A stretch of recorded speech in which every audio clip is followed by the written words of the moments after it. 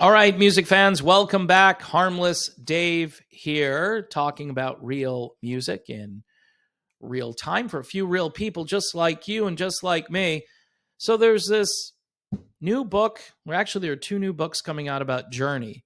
One of these books, I think, is doing some weird woke revisionist history. It just, as somebody, again, and I don't say this, I know I've gotten crap for this, but I lived through the Journey early years and then their really popular years, and been talking about Journey maybe too much on this channel for quite some time. Before I talk about Journey yet again, here's a band that is like next generation Journey, Voyage, Inception. I guess they're probably guilty of what this author or this article is going to conclude about what Journey did to become successful. It's just weird. It's just mind-blowing.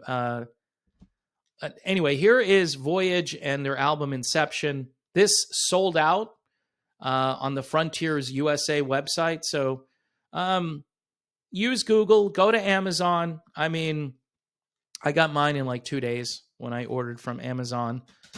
Free shipping and all that good stuff. And it was worth it.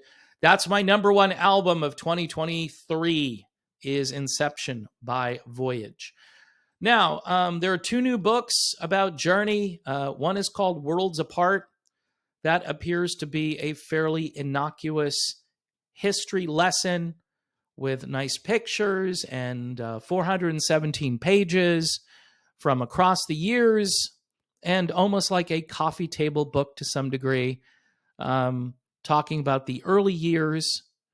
And again, Journey gets their start from the sort of the break apart of Santana and some other great musicians in the Bay Area and in other places. But that's one book. So the first book is called Journey Worlds Apart, which I believe came out on December 8th. All right, but there's another book coming out in February called Livin' Justified Emotion, Journey and the Story of American Rock, David Hamilton Gollard. Okay? So I don't know if Gollard wrote this or not, or if this was part of the article. But this is maybe, this is in the inner sleeve, you know, when they put those little blurbs in there. A professional historian, Gollard dispels rehashed myths and also shows how race in popular music contributed to their breakout success. He's talking about Journey. How race in popular music. He didn't say how talent in popular music or how certain people. No, he says race.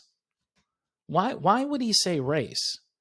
As the economy collapsed and as people abandoned the spirit of Woodstock in the late 70s, no mention of Jimmy Carter, by the way, when it says here the economy collapsed, Journey used the rhythm of soul and Motown to inspire hope in primarily white teenagers' lives. Now, how did we get from just telling the history of Journey into a dialogue about race in popular music? Journey was a white kids band, and they were a rock band. They had a soulful lead singer, but they had an axe-playing, axe-shredding guitarist. At the time, they had a jazz fusion-oriented keyboardist who then, before Steve Perry, they made 3 albums. Those albums were progressive rock, basically, jazz and blues combined. And so Perry comes along, and I guess Perry is the one who gets them to talk about race in popular music. Yeah, by the way, Journey did have a black bass player in the 1980s, and that's when they really, I think, hit their soul and Motown stride. But the album isn't a total sellout to Motown, but it moves definitely in that direction. I'm talking, of course, about the great Randy Jackson, who I think probably was the best bass player the band ever had, with apologies to Ross Valerie, who was there for quite some time. But yeah, it's just, why did they inject this into the article? And to inspire hope in primarily white teenagers' lives. Now, the music may have inspired white teenagers, right? But what about the lyrics? What about the lyrics?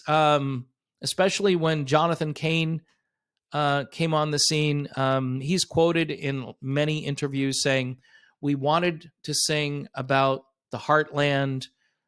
He says stuff about Bruce Springsteen, but he doesn't write necessarily about the way Bruce Springsteen does. But I think what he was trying to say was we were going to write songs that Americans could relate to.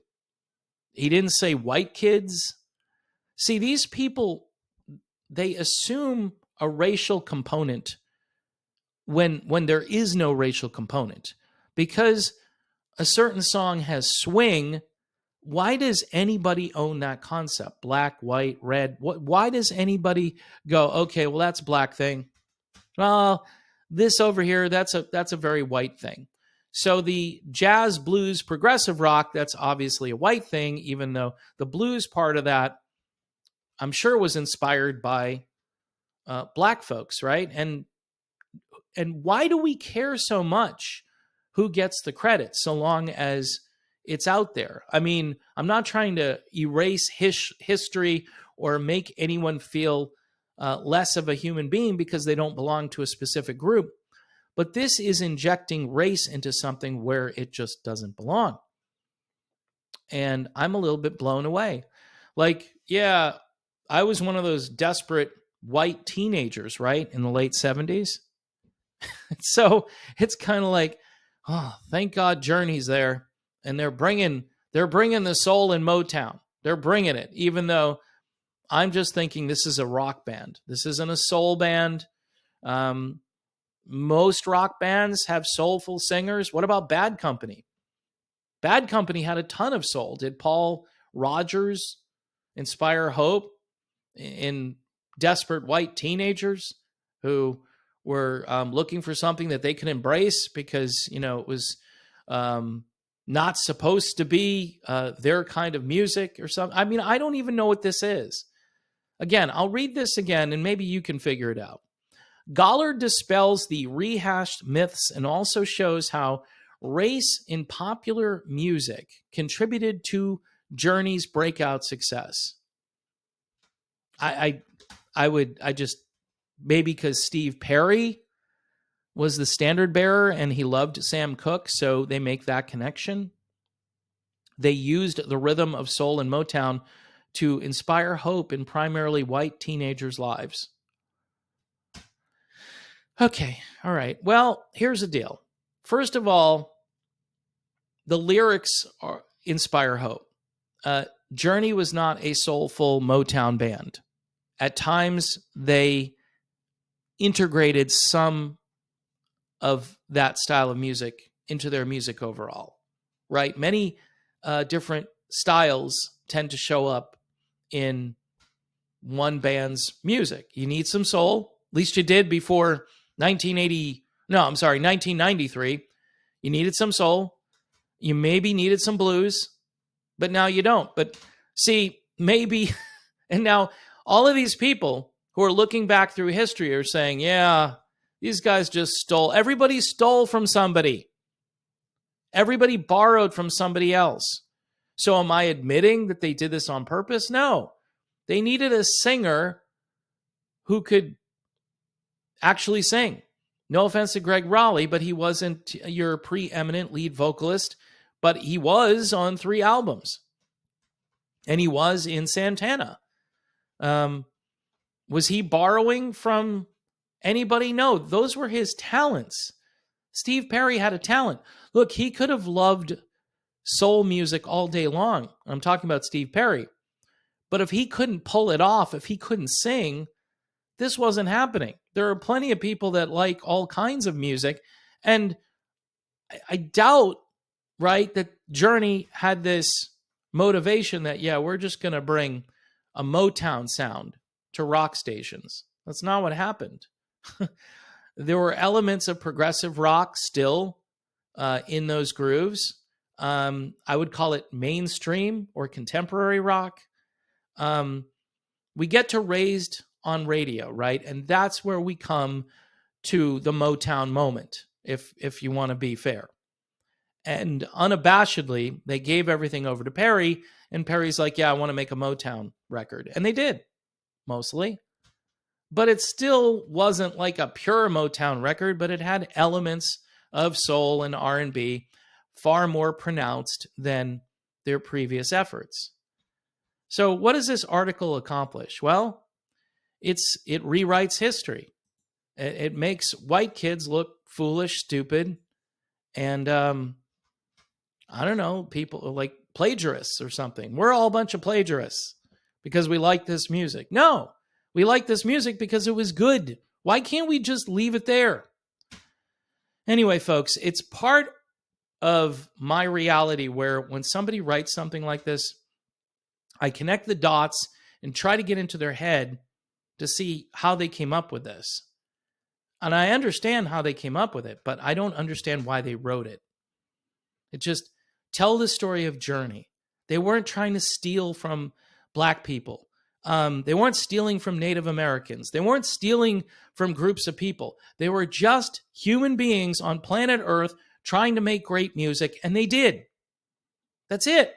Why does this have to be about somebody or some group or anything? You know, are there Black people that borrow from other forms of music? Most likely. Is that bad? No. Anyway, it just, and I don't know why this bothers me so much. It just does because it's unnecessary. It just is really ridiculous. And I would say this, by the way, about any other band being accused of, hey, you know, you stole all this music and you just repackaged it so white kids would listen to it. It's just good music. That's what this is about. It's just good music. And I don't understand why we have to bring race into this conversation. Some people might agree on a more visceral level that this is just a way to revise history, and it doesn't concern me that much that people try to do this. It doesn't change my experiences and my great memories of this band. I don't feel guilty for liking Journey because they had some R&B in their music, and most of that came later. So in any event, this definitely misses the mark, and I'm just going to leave it there. One more time with Voyage Inception. Go check it out. Hugo, he's doing the same thing here. A lot of R&B on this. I don't know, folks. It's a weird world, and we're living through some very strange times.